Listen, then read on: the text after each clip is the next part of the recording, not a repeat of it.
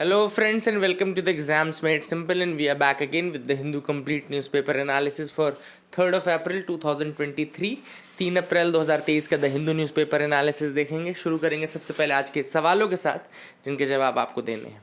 पहला सवाल आप देख सकते हैं, which of the following national and international events monitor the ozone pollution. Ozone pollution को इनमें से कौन कौन से इवेंट्स जो हैं वो मॉनिटर करते हैं? First is Gothenburg protocol, second is Bonn convention, third is national air quality index and fourth is system of air quality and weather forecasting. तो इनमें से ऑप्शंस आपके सामने है 1 2 3 1 3 4 3 4 या 1 2 3 4। The correct answer for this, आप लोग अटेम्प्ट ज़रूर करिएगा अपने से, अच्छा सवाल है। द आंसर इज, देखो बॉन कन्वेंशन तो ओजोन को करता नहीं है, तो सेकंड वाला हट जाएगा, बाकी सब रह जाएंगे, है ना। देखो क्या है, 1999 में आया था गॉथेनबर्ग प्रोटोकॉल, जिसको नहीं पता है वो मैं आपको बता दूँ। Gothenburg came in 1999 and this was a protocol to abate acidification, eutrophication and ground level ozone in multi-pollutant protocol. This was regarding that also, ठीक है ना। and the protocol is a part of convention on long range transboundary air pollution and CMS जो बॉन convention बोलते हैं, it aims to conserve terrestrial, aquatic and avian migratory species throughout their range, ठीक है ना। तो ये आपको याद रखना है। ओजोन आपको ये पता है कि एक वन ऑफ द 8 पॉल्यूटेंट्स है नेशनल एयर क्वालिटी इंडेक्स में, ओजोन भी है उसमें, तो वो भी उसके अंदर का पार्ट है। एंड सफ़र सिस्टम जो हमारे यहाँ बना है, system for air quality and weather forecasting, उसके अंतर्गत हम ओजोन को मॉनिटर करते हैं। क्वेश्चन नंबर 2 पे आते हैं, consider the following statements regarding green climate fund. तो ग्रीन क्लाइमेट फंड के रिगार्डिंग स्टेटमेंट्स है। पहला कह रहा है the green climate fund is a fund established within the framework of the UNFCCC। दूसरा कह रहा है the funds investment can be in the form of grants only. Third कह रहा है GCF has established a direct access modality so that national and sub-national organizations can receive funding directly rather than only via international intermediaries। तो आपको बताना है कि क्या कौन कौन से स्टेटमेंट सही हैं। वन ओनली आपको बताना है, 1 ओनली, 1 and 2, 1 and 3 या 1 2 3। अब देखो इसमें जो गलत स्टेटमेंट है मैं वो आपको बता दूँ। तो गलत स्टेटमेंट जो है वो है दूसरा वाला, क्योंकि इसमें लिखा है कि जो फंड है GCF का, उससे आपको पैसा केवल ग्रांट्स के रूप में मिल सकता है। बिल्कुल गलत है। ग्रांट के रूप में मिल सकता है, लोन के रूप में मिल सकता है, इक्विटी के रूप में मिल सकता है ना, गारंटी के रूप में मिल सकता है। There are different versions through which you can take GCF। आपके लिए एक छोटा सा सवाल ये है कि कौन से समिट में कहाँ पर GCF बनाया गया था, है ना। ये आपको मुझे बताना है, पहली चीज़। दूसरी चीज़ एक और इसमें एसोसिएटेड आती है, UPSC कई बार पूछता भी है, आपको बताना है कि कौन कौन से प्रोटोकॉल्स हैं या कौन कौन से कन्वेंशंस हैं जो कि GCF के अंतर्गत हैं, है ना। तो ये एक सवाल आपके लिए छोड़ रहा हूँ मैं, अगर आप कमेंट सेक्शन में बता पाएँ तो बहुत अच्छा रहेगा। तीसरा सवाल है, consider the following statements regarding conference of parties यानी कि COP to the United Nations framework on climate change. अब यहाँ पहला लिख रहा है COP is the supreme decision making body of the UNFCCC। दूसरा कह रहा है not all states that are parties to UNFCCC are represented at the COP। एंड तीसरा कह रहा है COP assesses the effects of the measures taken by the members and the progress made in achieving the ultimate objective. तो आपको बताना है कौन से स्टेटमेंट्स इनमें से सही हैं। ऑप्शंस आप देख सकते हैं 1 2 1 3 2 3 1 2 3, ठीक है ना। तो this is the question, these are the statements. अब देखो इसमें भी सेकंड स्टेटमेंट अगर आप देखो, not all states that are parties to UNFC are represented at the COP, ये गलत है। सारी की सारी जो पार्टीज़ हैं UNFCCC में, they are represented at the COP। Second statement will be wrong, 1 and 3 will be the answer. I hope you got clarity. आगे मूव करते हैं न्यूज़ एनालिसिस पार्ट में। तो पहली जो न्यूज़ है वो यहाँ पे वो देख सकते हैं आप लोग। The first news is regarding a very important topic of Assam, that is gamosa. अब यहाँ पे हुआ क्या था, अभी रिसेंटली बांग्ला साहित्य सभा असम में जो था, उन्होंने एक हाइब्रिड क्रिएशन बनाया जिसमें उन्होंने असमीज़ गामोसा को और बंगाली जो गमछा होता है उसको अलग अलग पार्ट में काट करके मिला करके एक नया वो बनाया। तो इससे असम में काफ़ी ज़्यादा प्रोटेस्ट चलने लगे कि this is a insult to the Assamese tradition and all, इस तरीके से। तो गामोसा या असमीज़ गामोसा या इसको गामूसा बोलते हैं या गामूछा या गमछा बोल सकते हो आप लोग। It's one of the most recognizable cultural symbols of Assam. Assam का कल्चरल सिंबल है ये। It is a wide rectangular piece of cloth and embroidered with red borders. इसमें रेड बॉर्डर से एम्ब्रॉयडर्ड रहता है ये। रेड बॉर्डर को बोलते हैं अंशु, याद रखिएगा, अंशु इज द नेम जो रेड बॉर्डर को दिया जाता है, and it is believe to be a sign of a home strength. ये जो red border it is a sign of a home strength. Anshu was derived from a certain red flower which was also known as Anshu. तो red flower से निकलता है ये red colour, and red border जो निकलता है तो ये अंशु से ही निकलता था, है ना। देन दिस इज जो most gamosa they are made up of cotton, few have utilized in special occasions are made from silk too, है ना। तो कॉटन या सिल्क से बनता है। आगे देखते हैं क्या इंपॉर्टेंट आर्टिकल। यहाँ पे पहला जो फ्रंट पेज की न्यूज़ है on same sex union, faith leaders show rare unity. अब यहाँ पर देखो अलग अलग फेथ के लीडर्स आए थे। अभी आप सबको पता है कि सुप्रीम कोर्ट के पास एक पिटीशन लगा हुआ है जिसमें सेम सेक्स मैरिज के लिए काफ़ी प्रपोजल दिए गए हैं। तो अब वहाँ पर जो अलग अलग रिलीजन्स के जो लीडर्स आए थे उनका ये कहना है कि ऐसा नहीं होना चाहिए, बिकॉज मैरिज जो है, मैरिज सैक्रोसैंक्ट है, और मैरिज का मेन मतलब ये कि दो अपोजिट सेक्स के बीच में होती है ना। तो a plethora of issues will start. जैसे ये मैरिज अगर आपने अपोजिट सेक्स के अलावा आपने किसी और उसमें करना शुरू कर दिया तो it will create a plethora of issues. बहुत सारे इशूज़ इसमें से शुरू हो जाएंगे, इनहेरिटेंस रिलेटेड ये वो सारी चीज़ें रहेंगी। एंड यही चीज़ है कि यहाँ पे चाहे वो मुस्लिम संगठन हो, चाहे वो जैन संगठन हो, चाहे सिख संगठन हो, RSS मतलब वो सब हो, तो सबका ये कहना है कि yes marriage should not be the case, है ना। हालांकि अगर RSS की मैं बात करूँ तो RSS ने सेम सेक्स रिलेशनशिप जैसा कि सुप्रीम कोर्ट ने कहा है वो एक्सेप्ट किया हुआ है, ठीक है ना। तो ऑब्वियसली बात है क्योंकि सुप्रीम कोर्ट ने ही ऑर्डर दिया तो वो तो आपको एक्सेप्ट करना पड़ेगा। लॉ ऑफ द लैंड है सुप्रीम कोर्ट, और जो सुप्रीम कोर्ट कहेगा वो आपको मानना ही पड़ेगा। अदरवाइज मैरिज के केस में अभी कोई भी यूनिटी नहीं देखने को मिल रही है, ठीक है ना। All this things are there. I hope you got clarity. आगे मूव करते न्यूज़ एनालिसिस में। एक और बहुत इंपॉर्टेंट न्यूज़ है आज। यहाँ पे आप दिख रहे होगा, in the first Eravikulam national park gets a fernarium, ठीक है ना। तो Eravikulam national park in Kerala, ये किसका पार्ट है? ये पार्ट है नीलगिरी, ये नेशनल हैबिटेट है नीलगिरी ताहर का। मुन्नार रीजन में आता है, ये मुन्नार रीजन केरला में आता है। एराविकुलम नेशनल पार्क आपको याद रखना है। And it has got a new attraction now, a fernarium that has been set inside the park, ठीक है ना। अब सबसे पहला सवाल तो ये जाएगा कि फर्नेरियम क्या होता है। तो यहाँ पे आप देख सकते हैं fernarium is a type of enclosed space often a terrarium or a greenhouse specifically designed to cultivate and showcase ferns, and it provides an ideal environment for ferns to grow and thrive by maintaining high levels of humidity, adequate lighting and appropriate temperature conditions। तो याद रखिएगा फेरेनियम इस तरीके के होते हैं, green houses होते हैं, ग्लास हाउसेज होते हैं, अप्रोप्रिएट आपको टेम्परेचर प्रोवाइड करते हैं, सारी चीज़ें प्रोवाइड करते हैं ताकि जो फर्न्स हैं उनको ग्रो कर सकें, ठीक है ना। अब एक और सवाल इंपॉर्टेंट है कि फर्न्स क्या हैं। तो यहाँ पे आप देख सकते हैं ferns are basically group of plants that belongs to the division pteridophyta. ये टेरिडोफाइटा डिवीजन को बिलोंग करते हैं।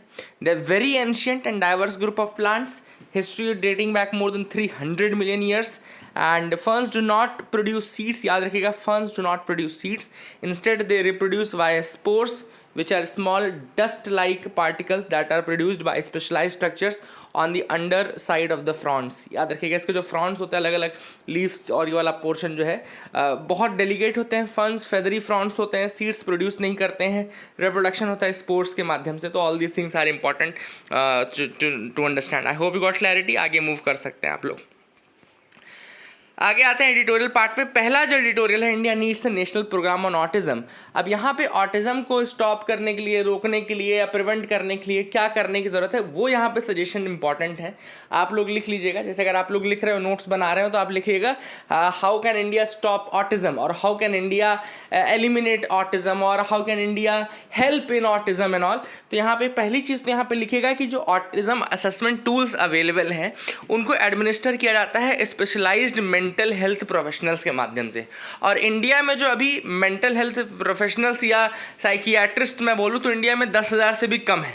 एंड मोस्ट ऑफ दीज अगर ये हैं भी तो कहाँ पर है, they are concentrated in big cities. तो सबसे पहले तो हमको ये जो डिमांड सप्लाई का गैप है, जो साइकियाट्रिस्ट और जो मेंटल डॉक्टर्स का गैप है, वो कम करने की जरूरत है। First thing is that. दूसरी चीज़ तो यहाँ पे ऑथर ने बोली है, ऑथर ने यहाँ पे ये कहा है कि इंडिया को एक प्रोग्राम बनाने की ज़रूरत है, एक नेशनल प्रोग्राम बनाने की ज़रूरत है। And we need to develop a national programme on autism. We need to link researchers, clinicians, service providers to the end users in the autism community in India. तो हमको एक नेशनल प्रोग्राम बनाने की ज़रूरत है ऑटिज्म पे, researchers, clinicians, service providers इन सबको लिंक करने की ज़रूरत है. And we need to a programme of this scale needs 3 essential components. 3 essential components की ज़रूरत है. पहला कंपोनेंट है असेसमेंट, दूसरा है इंटरवेंशन एंड तीसरा है अवेयरनेस. याद रखिएगा 3 एसेंशियल कंपोनेंट्स की ज़रूरत है इस नेशनल प्रोग्राम में: assessment, intervention and awareness. Research needs to focus on developing and refining appropriate assessment. सबसे पहले तो हमको एप्रोप्रिएट असेसमेंट करने की ज़रूरत है ना, उसको डायग्नोसिस और इन सब की जो कैपेबिलिटीज़ है उसको इम्प्रूव करने की ज़रूरत है. Simultaneously clinical and support service जो वर्कफोर्स है उसको हमको ट्रेन करने की ज़रूरत है. जो हमको स्पेशलिस्ट हैं या नॉन स्पेशलिस्ट भी हैं उनको हमको प्रॉपर मॉडलिंग के थ्रू, प्रॉपर ट्रेनिंग के थ्रू इफेक्टिवली हमको पूरे नेशन में उनको तैयार करना है. Then large scale initiative should be build up for public awareness, है ना. पब्लिक अवेयरनेस की भी ज़रूरत है ताकि स्टिग्मा जो एसोसिएटेड है ऑटिज्म से रिलेटेड वो दूर किया जा सके. Then a national programme needs to be informed by consultation with different stakeholders with the primary focus on end users, है ना. तो अलग अलग स्टेक होल्डर्स के ओपिनियन लेकर के हमको एंड यूज़र पे फोकस करते हुए एक नेशनल प्रोग्राम डिराइव करना है. तो I hope you got clarity regarding that as well. आपको समझ में आ गया होगा. दूसरा है no sayonara for Japan and Indo Pacific geopolitics. अब यहाँ पर ऑथर ने कहा है कि अभी रिसेंटली जो फूमियो किशिदा हैं यानी कि प्राइम मिनिस्टर जो चीफ हैं आपके प्राइम मिनिस्टर हैं जापान के, वो इंडिया पर आए और FOIP लेकर के आए. FOIP क्या है? Free and open Indo Pacific का एक विजन उन्होंने अनवील किया. किशिदा ने अनवील किया क्या? जापान का नया plan for free and open Indo Pacific, free and open Indo Pacific के लिए. अब ये free and open Indo Pacific ये दर्शाता है कि जापान जो है वो अपने आप को रेलिवेंट रखना चाहता है, पहली चीज़. दूसरी चीज़, वो चाइना का जो बढ़ता डोमिनेंस है उसके टारगेट में पूरे इंडो पैसिफिक रीजन को थोड़ा सा मतलब कहीं ना कहीं एक करना चाहता है, कंट्रोल करना चाहता है. दूसरी चीज़, ये सारी चीज़ें ऑथर ने यहाँ पे बताई हैं. अब अगर आप देखें the fact that Japan under FOIP should work alongside other like minded countries. अब अगर जापान चाहता है कि उसका जो free and open Indo Pacific का विजन है वो सफल हो पाए तो उसको लाइक माइंडेड कंट्रीज़ के साथ एक होना पड़ेगा. और उसमें इंडिया जो है कि इंडिस्पेंसिबल पार्टनर है. चाहे वो चाइना के एंटी ले लो, चाहे कुछ भी ले लो, हर तरफ से इंडिया एक इंडिस्पेंसिबल पार्टनर के रूप में रहेगा. अब यहाँ पे ऑथर ने कहा कि देखो 4 बेसिक पिलर्स हैं इस FOIP की तरफ. 4 basic pillars under which this FOIP is outlined. पहला है principle for peace and rules for prosperity. Principles for peace and rules for prosperity. दूसरा है addressing challenges in Indo Pacific way. तीसरा है मल्टी लेयर्ड कनेक्टिविटी. एंड चौथा है extending efforts for security and safe use of sea to the air. ठीक है ना. तो पहले पिलर में यहाँ पे जो फूमियो किशिदा या जापान ने ये पॉइंट आउट किया है that vulnerable countries usually suffer the most. अगर कुछ भी होता है, रूल ऑफ लॉ वायलेट होता है तो वल्नरेबल कंट्रीज सबसे ज़्यादा सफ़र होती हैं. तो जापान जो है वो इंगेज करना चाहता है इकोनॉमिक डेवलपमेंट प्रोग्राम्स एंड चाहता है कि जो G20 के इम्प्लीमेंटेशन प्रिंसिपल्स हैं, क्वालिटी इंफ्रास्ट्रक्चर इन्वेस्टमेंट है, वो ऐसी कंट्रीज़ में हो सके जो वल्नरेबल कंट्रीज़ हैं उनको इंक्लूड किया जा सके. दूसरा है सेकंड पिलर के अंदर mister Kishida talked about expansion of cooperation for the free and open Indo Pacific, है ना. इसमें हमको रियलिस्टिक एंड प्रैक्टिकल प्रोजेक्ट्स को क्लाइमेट चेंज से रिलेटेड, फूड सिक्योरिटी से रिलेटेड, ग्लोबल हेल्थ से रिलेटेड, साइबर सिक्योरिटी से रिलेटेड इनमें काम करना है. जापान ने यही कहा है कि लॉन्ग टर्म कनेक्टिविटी प्रोजेक्ट्स को हमको इंडो पैसिफिक रीजन में मतलब हमको वर्क करना है, उसको और इम्प्रूव करना है. थर्ड पिलर में 3 एरिया आइडेंटिफाई किए हैं जैसे कि south east Asia, south Asia and south Pacific and Pacific island countries. तो जापान ने क्या कहा है कि जापान ने एक कमिटमेंट किया है $100 मिलियन का towards Japan ASEAN integration fund. तो जापान आशियान इंटीग्रेशन फंड की तरफ जापान ने $100 मिलियन वो किए हैं. And it will promote India के जैसे bay of Bengal, north east India industrial value chain है, इन सबको भी इम्प्रूव करने का जापान ने कहा है. ठीक है ना. इसके अलावा एयरपोर्ट टर्मिनल प्रोजेक्ट है पलाऊ में, उसको सपोर्ट करने के लिए जापान ने कहा है. तो अलग अलग कंट्रीज़ में अलग अलग प्रोजेक्ट्स जो हैं डेवलपमेंट के, इंफ्रास्ट्रक्चर के, उनको डेवलप करने की बात कही है जापान ने थर्ड पिलर में. और फोर्थ पिलर में जापान ने कहा कि they will help in strengthening the capabilities of maritime law. जैसे सी एंड एयर के ऊपर है ना, तो मैरीटाइम लॉज जो है उनको स्ट्रेंथन करना है और सारी चीज़ें यहाँ पे जापान ने कही. तो आई होप जापान का रोल बहुत ज़्यादा इंपॉर्टेंट है एंड जापान को भी ये चीज़ समझनी चाहिए. लेकिन किसी भी प्रोग्राम को आगे बढ़ाने के लिए उसको पार्टनरशिप चाहिए और इंडिया से अच्छा पार्टनर उसको नहीं मिलेगा. तो that is the thing which has been mentioned. आगे मूव करते हैं, देखते हैं और क्या इंपॉर्टेंट है। तो यहाँ पे the Bharat 6G vision document, अभी रिसेंटली प्राइम मिनिस्टर ने अनवील किया है इंडिया का 6G विजन डॉक्यूमेंट। और आप सबको पता है कि हम कहीं से कहीं तक पीछे नहीं रहना चाहते। इस न्यूज़ में भी ज़्यादा कुछ है नहीं, देखो मैं आपको क्लियर कट बता दूं, इस न्यूज़ को जब आप पूरा पढ़ोगे तो ये पूरी की पूरी थ्योरी ही है। हाँ, हमने अनवील ज़रूर किया है 6G विजन डॉक्यूमेंट। उसके फ़ायदे क्या होंगे? और ज़्यादा फास्ट इंटरनेट चलेगा, और ज़्यादा अच्छा वीडियो चलेगा, बहुत सारी टेक्नोलॉजी जो हम लेकर के आ रहे हैं और उसमें और ज़्यादा मददगार होगा ये आपका 6G। लेकिन मेन चीज़ है कि जो अभी स्पेक्ट्रम यूटिलाइजेशन है उसको हमको इम्प्रूव करना है। देखो क्या था, 5G में हम दूसरी कंट्री से एक साल पीछे रह गए थे ना, चाहे साउथ कोरिया हो, चाहे यूएसए हो, चाहे अलग कंट्रीज हो, आज भी हमारा इम्प्लीमेंटेशन 5G का पूरी तरीके से नहीं है। तो we were lagging behind in 5G। Now 6G में इंडिया नहीं चाहता कि हम लैग करें, इसलिए जो स्पेक्ट्रम्स हैं और सारी चीज़ें हम उनको पहले से टैप करना चाहते हैं। और जितना पहले हम जितने अच्छे से अच्छे स्पेक्ट्रम्स को, जितने अच्छी वेवलेंथ्स को हम टैप कर लेंगे, उतना अच्छा हमारा कम्युनिकेशन, उतना अच्छा हमारा नेटवर्क होगा। वही चीज़ यहाँ पे ऑथर ने बताई है। आई होप यू गॉट क्लैरिटी। आगे मूव करते हैं। यहाँ पे न्यूज़ है आपका कि इसरो ने रीयूजेबल लॉन्च व्हीकल को सक्सेसफुली टेस्ट कर लिया है। तो इसरो यानी कि इंडियन स्पेस रिसर्च ऑर्गेनाइजेशन ने सक्सेसफुली टेस्ट किया है of the landing experiment of reusable launch vehicle technology demonstration. तो RLVTD इसका लैंडिंग का प्रॉपर टेस्ट किया गया एंड चल्लाकिरी चित्रदुर्ग में टेस्ट हुआ। अब इसमें इसको टेस्ट करने के लिए चिनूक हेलीकॉप्टर का यूज़ किया गया था। इंडियन एयरफोर्स के चिनूक हेलीकॉप्टर का यूज़ किया गया to drop the RLVTD from an altitude of 4.5 kilometre. 4.5 kilometre के एल्टीट्यूड से ड्रॉप किया गया RLVTD को, फिर RLVTD को सक्सेसफुली लैंड करवाया गया। ठीक है ना। अब ये याद रखिएगा कि इसरो ने कहा है कि ये फर्स्ट टाइम है, this is the first time in the world, this is the first time in the world a wind body has been carried to an altitude of 4.5 kilometer by an helicopter and released for carrying out autonomous landing on a runway। तो ये पहली बार है कि किसी wind body को 4.5 kilometre ऊपर तक ले जाया गया है एल्टीट्यूड में, एंड उसके बाद हेलीकॉप्टर से उसको ले जाया गया और रिलीज किया गया for autonomous landing on a runway. तो ये बहुत इंपॉर्टेंट टेस्ट RLVTD का, that is the thing which is important. I hope you got clarity regarding that as well. Family of 4 from Gujarat drowns while legally crossing river to reach US। तो यहाँ पे Canada पहुंची थी एक family, वहाँ से legally cross करके America जा रही थी, ऐसा वहाँ के सोर्सेज ने बताया, ऐसे वहाँ के जो सिक्योरिटी गार्ड्स हैं उन्होंने बताया है। ठीक है ना। तो ये जो फैमिली थी गुजराती फैमिली थी, एंड ये वहाँ पे कौन सी रिवर क्रॉस कर रहे थे मैं आपको बता दूँ, सेंट लॉरेंस रिवर थी on the Quebec New York border. याद रखिएगा, Saint Lawrence river on the Quebec New York border. ठीक है, तो ये याद रखिएगा आप लोग, please make sure you remember this part as well. आगे मूव करते हैं, देखते हैं और क्या इंपॉर्टेंट न्यूज़ आर्टिकल्स हैं। तो India wants to become a 1 trillion tourism economy by 2047। तो अभी ऑब्वियस सी बात है, टूरिज्म मिनिस्टर ने कहा है कि इंडिया 1 ट्रिलियन टूरिज्म इंडस्ट्री बनना चाहती है बाय 2047, और इसके लिए पब्लिक प्राइवेट पार्टनरशिप को आगे बढ़ाना पड़ेगा। इसके अलावा अभी रिसेंटली इंडिया जो है, Indian government is observing vision India 2023, है ना। Vision India 2023 it's a programme which invites the entire world to explore India, Vision India 2023।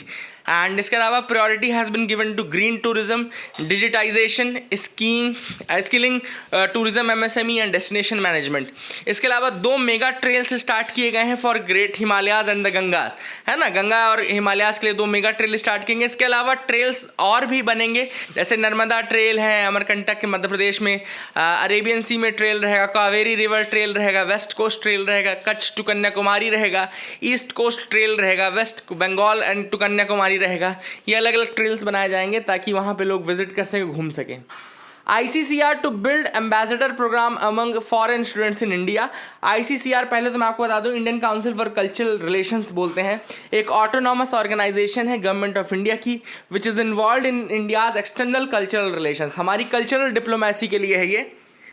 तो आपको याद रखना है कि एक ऑटोनॉमस ऑर्गेनाइजेशन है गवर्नमेंट ऑफ इंडिया की, और इंडिया की कल्चरल डिप्लोमेसी, कल्चरल रिलेशंस को दूसरी कंट्रीज़ के साथ अलग अलग माध्यम से इम्प्रूव करता है। इसको बनाया गया था 1950 में मौलाना अबुल कलाम आज़ाद के द्वारा। He was India's first education minister, and ICCR has been assigned the responsibility of facilitating the celebration of international day of yoga as well, है ना। तो याद रखिएगा, ये भी इंपॉर्टेंट चीज़ है, और 2015 से ICCR को ही रिस्पॉन्सिबिलिटी दी गई है। एंड बहुत सारे अवार्ड्स हैं जो ये बनाता है, जो देता है, जैसे डिस्टिंग्विश्ड इंडोलॉजिस्ट अवार्ड है। इंडोलॉजिस्ट अवार्ड में जैसे बाहर के लोग जो इंडिया को स्टडी करते हैं, इंडियन कल्चर को स्टडी करते हैं, उनको अवार्ड दिया जाता है। वर्ल्ड संस्कृत अवार्ड दिया जाता है। एंड ये आपका गिसेला बॉन अवार्ड दिया जाता है, याद रखिएगा, एनुअल गिसेला बॉन अवार्ड। ये ICCR ने बनाया था in the name of famous German journalist, writer, environmental activist and Indologist Gisela Bonn, है ना, याद रखिएगा, उनके जर्मन नाम था, याद रखिएगा। अब ये जो प्रोग्राम है ये क्या है, now basically ICCR is trying and aiming to expand the countries artistic and creative footprint globally. और अब ये कैसे करेगा, देखो वो चाहता है कि जैसे लगभग 48,000 फॉरेन स्टूडेंट्स हैं जो कि इंडिया में पढ़ रहे हैं, तो उनको ब्रांड एम्बेसडर बनाया जाएगा इंडिया के नेशनल हेरिटेज का। उन लोगों को जब उनका कोर्स खत्म होने वाला रहेगा उसके पहले E3 या एग्जिट इंगेजमेंट इवनिंग्स स्टार्ट की जाएंगी फॉरेन स्टूडेंट्स के साथ, ताकि वो 3 से 4 महीने अपने कोर्स को कंप्लीट करने से पहले पूरे इंडिया का विजिट करें, अलग अलग जगहों को घूमें और इंडिया के कल्चर को फिर जब बाद में वो अपने कंट्री में जाएं तो वहाँ पे स्प्रेड भी कर सकें। तो all this things are there which has been thought of by the ICCR, ठीक है ना। Saudi Arabia and other oil giants announce cuts in the production. अब यहाँ पे ओपेक आप सबको पता है एक परमानेंट इंटर गवर्नमेंटल ऑर्गेनाइजेशन है जिसको क्रिएट किया गया था 1960 में by Iran, Iraq, Kuwait, Saudi Arabia and Venezuela. 5 founding members थे, बाद में उनमें अलग अलग कंट्रीज़ ने ज्वाइन किया, जैसे 1961 में कतर ने ज्वाइन किया, लेकिन कतर ने अपनी मेंबरशिप 2019 में टर्मिनेट कर दी। इंडोनेशिया ने 1962 में ज्वाइन किया, 2009 में अपनी उसने मेंबरशिप टर्मिनेट की थी, लेकिन दोबारा उसने 2016 में उसने रिएक्टिवेट कर ली, बट फिर सस्पेंड कर दी नवंबर 2016 में। लीबिया की बात करो तो 1962, UAE 1967, Algeria 1969, Nigeria 1971, Ecuador 1973, but Ecuador ने अभी रिसेंटली हाल ही 2020 में अपनी मेंबरशिप टर्मिनेट कर दी। अंगोला 2007, गैबॉन 1975 में मेंबर बना, गवान ने लेकिन छोड़ दिया था 1995 में, लेकिन दोबारा 2016 में ज्वाइन कर लिया। इक्वेटोरियल गिनी हो गया, कॉन्गो 2018 में, एंड ओपेक का हेडक्वार्टर है आपका जिनीवा स्विट्जरलैंड में, एंड पहले 5 साल के लिए था, बाद में ये वियना ऑस्ट्रिया चला गया, ठीक है ना, बाद में कहाँ चला गया, वियना ऑस्ट्रिया चला गया। तो ये सारे फैक्ट्स आप याद रखिएगा। ओपेक प्लस भी एक बॉडी है, 2016 में बनाई गई थी। अभी ओपेक में 13 मेंबर्स हैं। ओपेक प्लस जब हम बात करेंगे तो उसमें नए मेंबर्स जुड़ जाते हैं, जैसे आपके रशिया जुड़ जाता है, आपके कजाकिस्तान जुड़ जाता है, अजरबैजान जुड़ जाता है, मेक्सिको जुड़ जाता है, ओमान जुड़ जाता है, अलग और 5-6 कंट्रीज हैं, लेकिन ये मेन कंट्रीज है, Russia, Kazakhstan, Azerbaijan, Mexico, Oman, ये सारे मेंबर्स जुड़ जाते हैं। I hope you got clarity regarding that as well. That is it for the day. Keep loving us, keep sharing us, thank you, have a nice day.